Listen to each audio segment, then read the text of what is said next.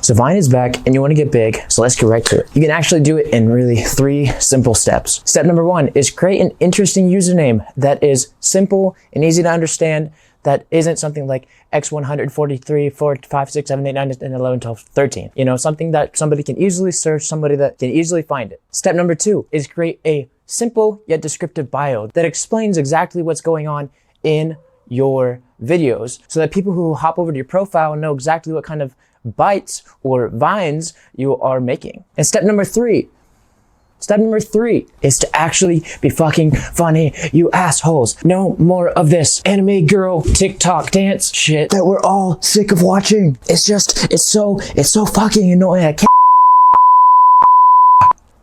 Anyways, so that's how you get popular on Byte in 3 steps. Comment below what your Byte username is and whether you think that this is an actually true replacement for Vine. Peace out.